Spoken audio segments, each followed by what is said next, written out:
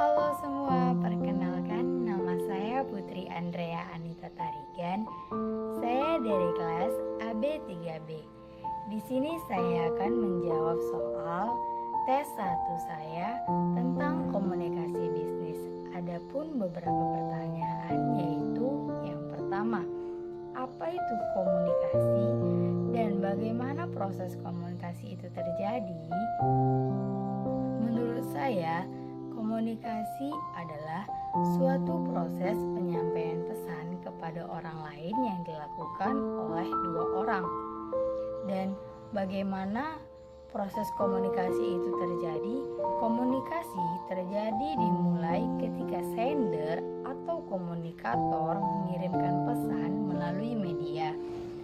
Kemudian pesan akan diterima oleh receiver dan selanjutnya receiver akan memberikan respon atau feedback kepada komunikator.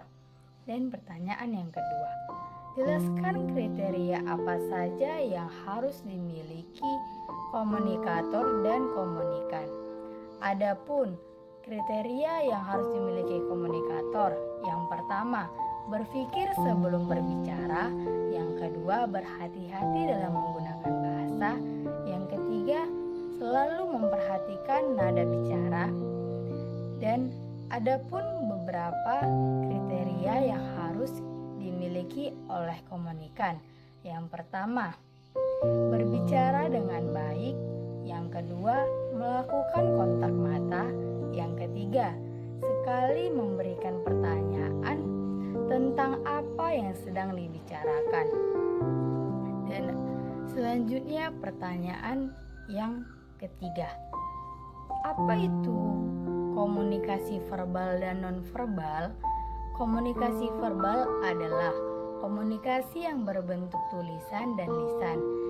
Adapun contohnya, yang pertama, membuat surat, membuat pengumuman, dan yang ketiga, berbicara dalam rapat saat melakukan presentasi. Dan komunikasi nonverbal. Komunikasi nonverbal adalah komunikasi yang tidak menggunakan kata atau lisan, tetapi menggunakan bahasa tubuh. Contohnya seperti tersenyum, bersalaman, menganggukkan kepala, bahasa isyarat, dan lain-lain. Dan pertanyaan yang nomor 4, contoh perbedaan budaya dalam komunikasi verbal kegiatan bisnis. Adapun contohnya, yang pertama, budaya memberikan hormat. Orang Indonesia sering berjabat tangan dengan bersalaman ketika bertemu. Sedangkan orang Jepang, mereka memberikan salam dengan menundukkan kepala. Dan yang kedua, budaya tata krama. Adapun di Indonesia, dengan keadaan mulut penuh dengan makanan dianggap tidak sopan karena orang menganggap seperti sedang kelaparan. Tetapi kalau di Korea, semua orang makan dengan mulut penuh, mulutnya penuh dengan makanan gitu. Orang itu mengartikan dengan bahasa tubuh dianggap menghargai orang yang sudah menyediakan makanan tersebut. Nah, itulah perbedaan antara Indonesia dan Korea dalam budaya tata krama.